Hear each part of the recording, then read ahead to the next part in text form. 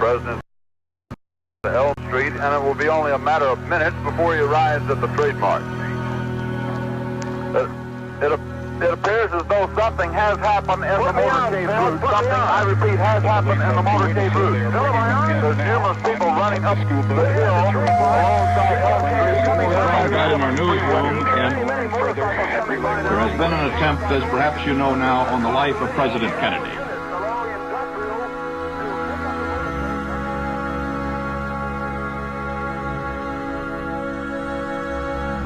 A man may die, nations may rise and fall, but an idea lives on.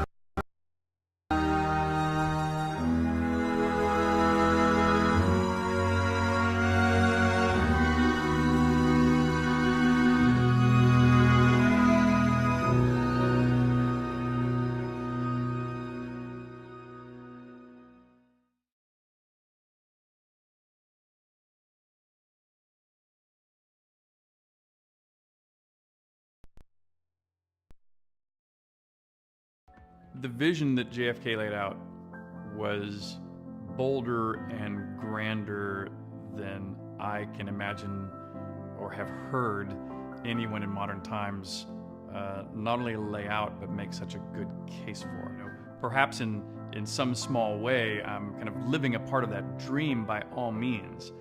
And now what we need is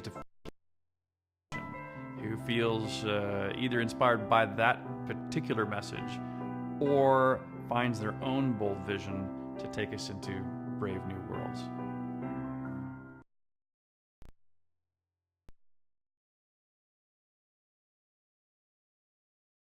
Art is not a form of propaganda, it is a form of truth.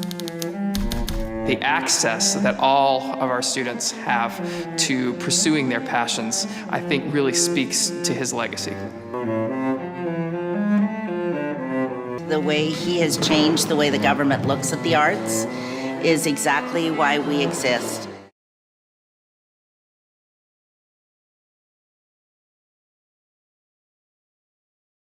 To be arrested for simply wanting a hamburger, I mean, you know, my money was as good as any, you would think. I was a student at Morehouse College, a freshman, and it was an exciting time to be on campus. The young people had started the sit-ins, but also it was exciting because we had this presidential election, and I had registered to vote, and this was my first opportunity to vote for president. And he was just young, and he offered so much opportunity for us. I knew that it would take us in new directions, and I would hope that it would be a new day for all of us.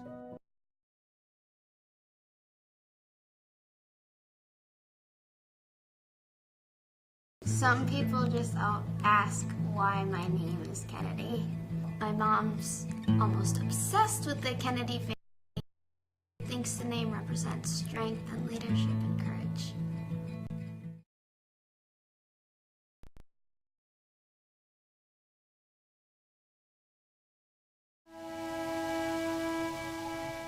So this is a pretty powerful quote from JFK about poetry.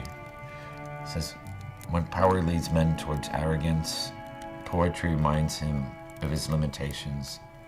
When power corrupts, poetry cleanses." That's a pretty take on poetry from a president.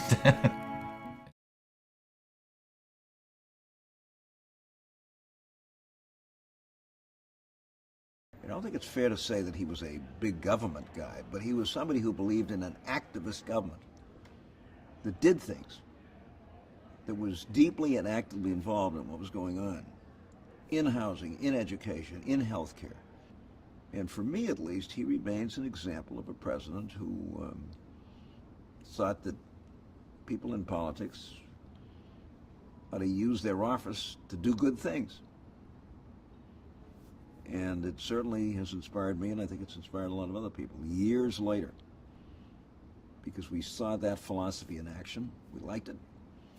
We thought it made sense, and we pursued it ourselves.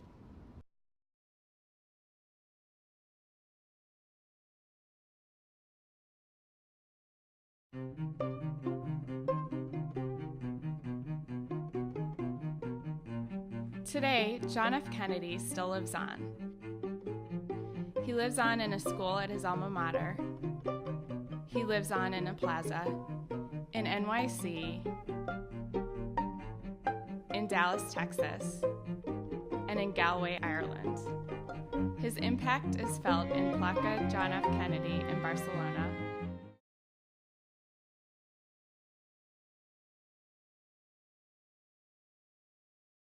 Because I grew up in a home, our grandmother lived with us. She was born in 1890, and she made us very aware that when she was growing up, in the early 20th century, she experienced a lot of prejudice. There were a lot of opportunities that were not open to her because she was an Irish Catholic.